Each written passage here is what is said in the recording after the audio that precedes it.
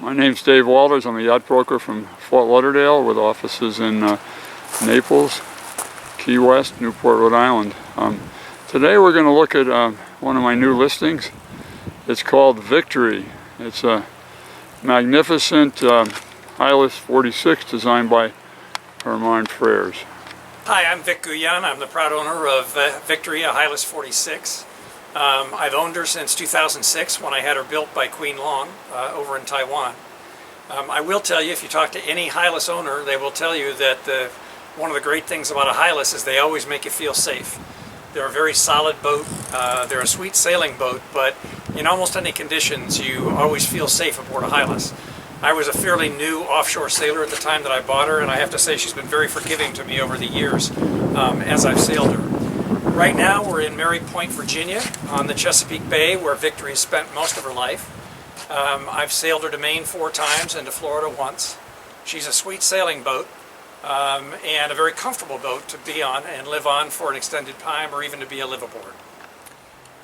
Okay, we're forward now obviously on the anchor platform, and you'll see we've got a Maxwell windlass, a 2200 windlass, connected to the anchor with an all-chain rode. We also have a feature that I think is unique to Victory, and that is this custom bowsprit that I had built. It was designed and built by Selden just for Victory. It extends out. Obviously I leave it in when I'm doing any docking or any other close quarter maneuvering, but it extends out and it provides a great platform for a screecher that I've got on a soft furler. I've got a 2-part halyard back here with which to raise the screecher, and I use it as an alternative to a spinnaker. I have a spinnaker for the boat, but I've been doing a lot of single-handing, and a boat this size is fairly difficult for one person to fly the spinnaker.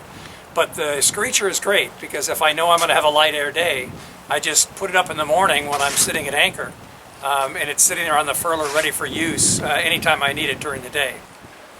Okay, I want to tell you about what I think of as being the best single piece of equipment that I put on the boat, and that's the Schaefer boom furler. It's an absolutely fabulous piece of equipment. Unlike other boom furlers, it is simple to operate and it's absolutely bulletproof. It never hangs up. It's easy on the boat rope as it goes up and down. You can deploy and stow the sail in about a minute, and you use one of the electric primaries to haul it up, which is very easy to do. The great thing about it is you get a beautiful sail. It's a full sail, full batten, with plenty of roach in it. So it's as easy as in-mast furling, but you don't have the disadvantages of in-mast furling where you don't get much roach and where you don't have battens in it. This is a beautiful sail when it's up, and it's the Schaefer boom furler that lets that happen. Okay, here you can see we've got a whisker pole. It's a carbon fiber whisker pole, which is great because it's very light and easy to handle. If you look down a bit, you'll see that I upgraded all of the rails to stainless rather than the teak, and I did that because I would rather sail than sand teak, so there's no teak to maintain on the exterior. We've got stay-lock terminals on all of the rigging here. If you look down on the Genoa track, you'll see that it's line adjustable from the cockpit. Those are Schaefer line adjustable jib lead cars. And then on the side, we've got the side ladder. You obviously have the stern platform, swim platform, but that's great for boarding a dinghy, particularly if you've got any motion to the boat whatsoever. I've got the E120 multifunction matched by one down below in the nav station. It shows the radar, AIS, and obviously the chart plotter as well, and the weather. And I've got the Sirius weather module along with it. Then moving down, we've got the bow thruster. There's a side power bow thruster, which has saved my life more than on one occasion. Obviously the VHF radio with the RAM mic, a chain counter, and then the Ray Marine autopilot. This is hooked to Mamba steering. This is the first Hylas 46 that had the Mamba steering. It's basically a rack and pinion unit that gives you a much better feel in the helm, and it's also absolutely bulletproof. You don't have to worry about cables or anything stretching or that type of thing. One of the signature features of Victory is this magnificent main salon that fully utilizes the beam. On the starboard side we have a pop-up TV that comes out of that shelf, and as we swing over here we see a sliding seat which has storage under it, and then a large L-shaped settee on the port side with a shelf above it. On the port side we have a pop-up TV that comes out of the shelf, and it's there's storage behind all these backrests. We can see the starboard galley, and the large counter, inboard counter and sink. And this table, which folds up without having to remove a leaf. This is another look forward in the main salon on the porch side with these shelf lockers again. You can see the air conditioning ductwork. We have ports on 3 sides, and we have a stereo in a cabinet next to the TV. And we have a teak grating at the base of the companionway.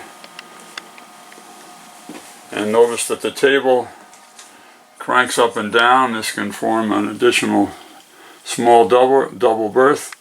And going back to the starboard side, we have a slide out settee to make that a much more comfortable berth when in use. Looking aft, we have the passageway into the owner's head with separate stall shower. And as we come across here, you can see these large double sinks. The galley with upper and lower refrigerator freezer. This is probably at least 30 to 50% bigger than a standard refrigeration system, which would be top loading and wouldn't have the upper feature.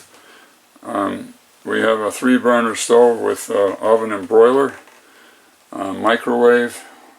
We're now coming into the aft master cabin, and with a large locker under the berth here with a custom spring mattress.